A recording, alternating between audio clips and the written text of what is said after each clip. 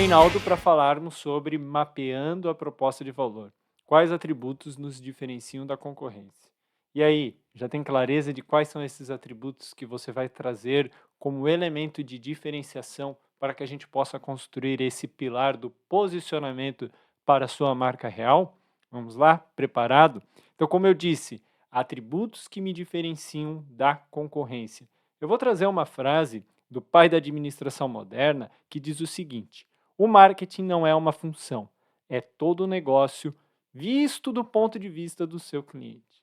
Ou seja, marketing tem um nome bonito, a gente viu algumas definições bacanas, porém quem diz qual é a percepção, qual é a visão do seu negócio é o seu cliente. Então, marketing é tudo aquilo que o seu cliente visualiza do seu negócio através das suas percepções.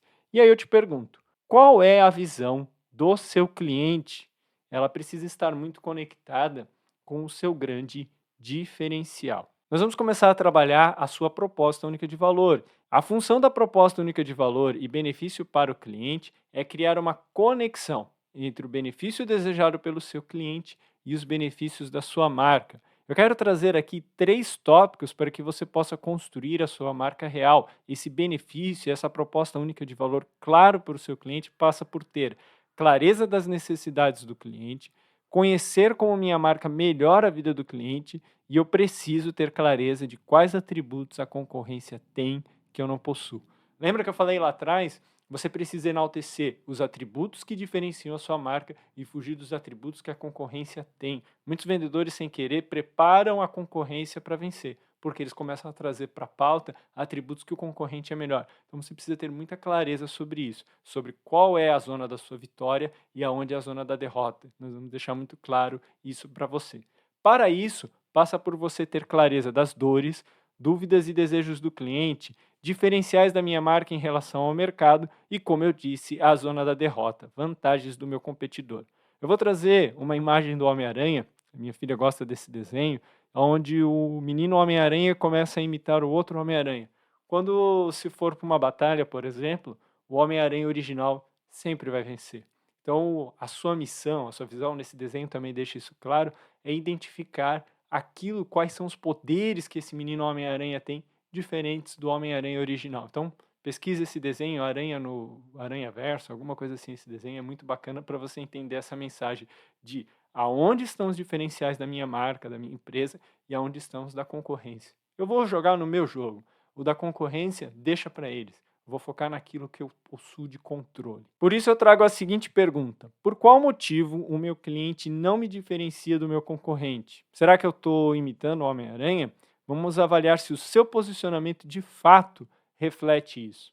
E eu vou trazer de novo aqueles 3 círculos, ou seja, as aspirações do cliente, os diferenciais da minha marca e as vantagens da concorrência.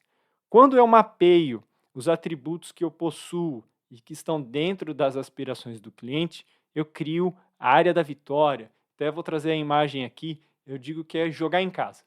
Quando a gente joga em casa, não significa que nós vamos vencer a partida.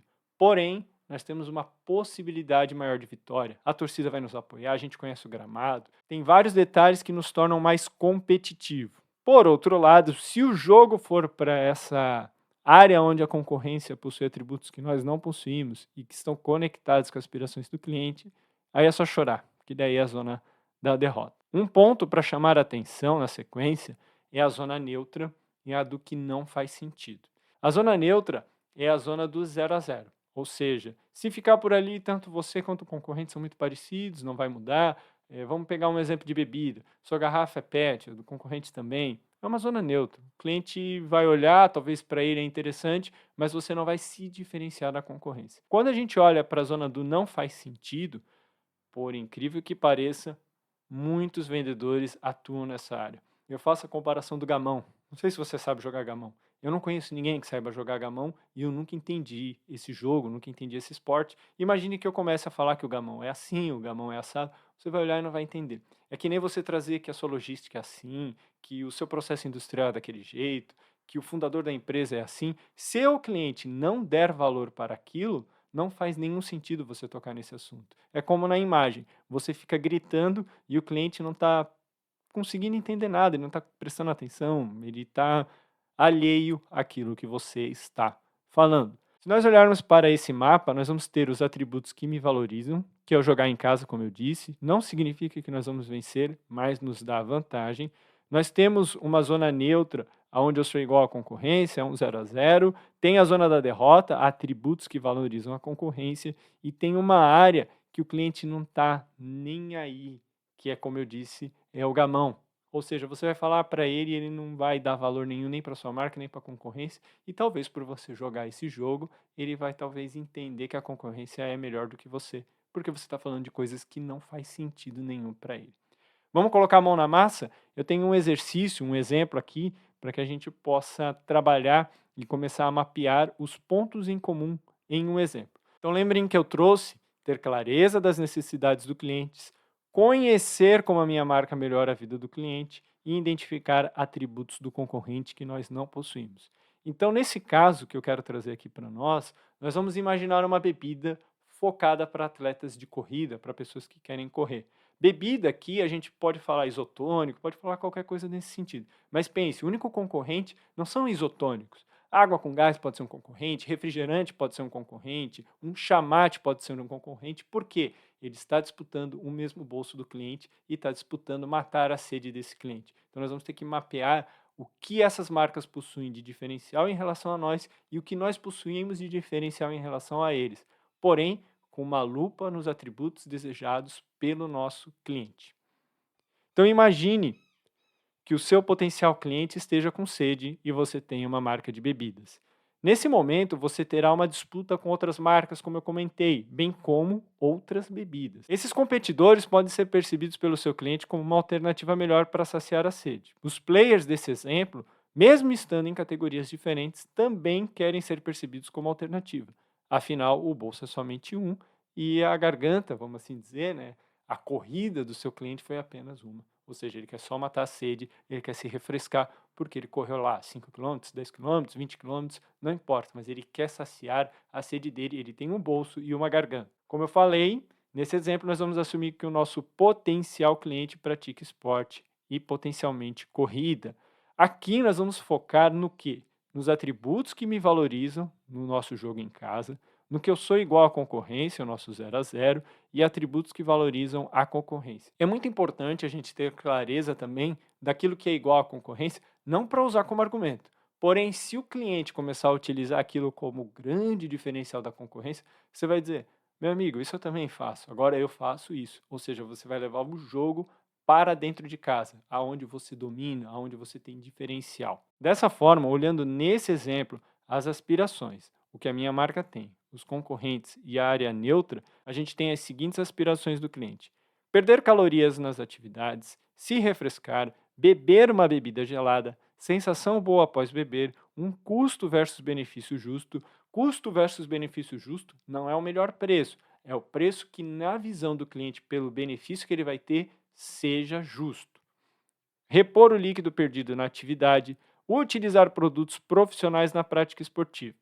Quando eu olho para os atributos da minha marca, eu tenho isotônico que repõe sais e minerais perdidos no suor, garrafas anatômicas de 500 ml, presença em pontos de vendas estratégicos. Aqui eu estou trazendo um olhar de que a gente não tem uma capilaridade grande, por exemplo, você vai ver em comparação à concorrência.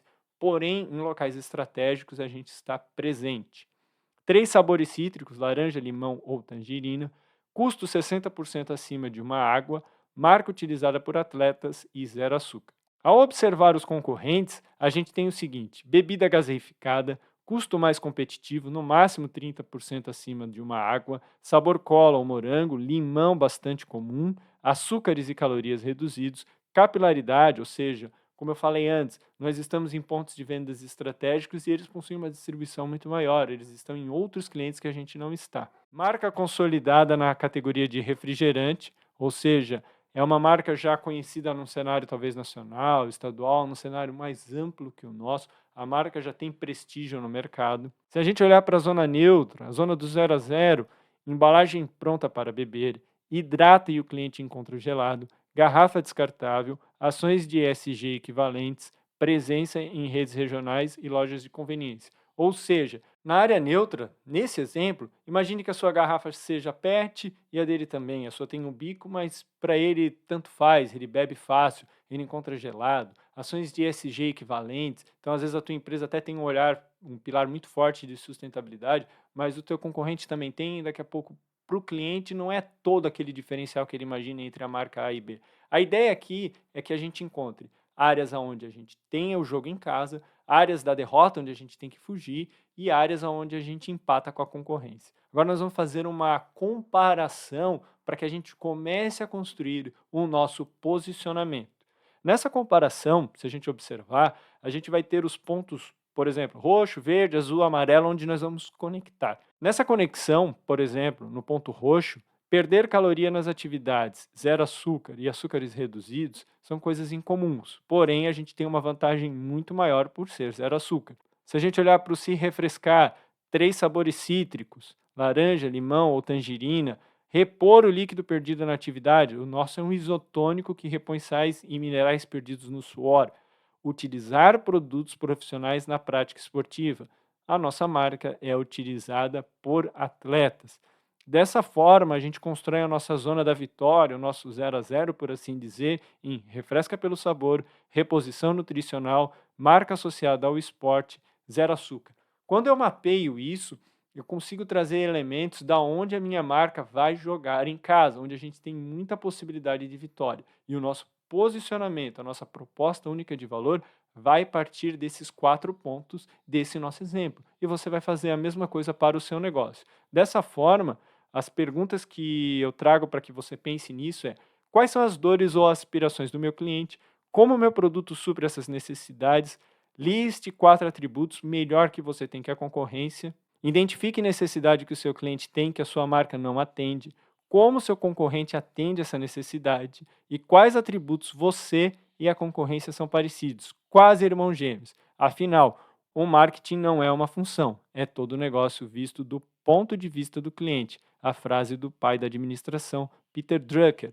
Mapeie a sua zona da vitória para que você identifique os atributos que nós vamos trabalhar na próxima aula, que é a construção da sua proposta única de valor. Qual é a frase que ficará na mente e no coração do seu cliente? Espero que você esteja gostando. Essa proposta aqui é aprender a aplicar, que eu sempre falo, né? Aprender a aplicar, aprender a aplicar. Então aplique. Liste esses atributos, traga esse exercício para que na próxima aula a gente comece a de fato construir a sua proposta única de valor. Tá certo? Até a próxima aula.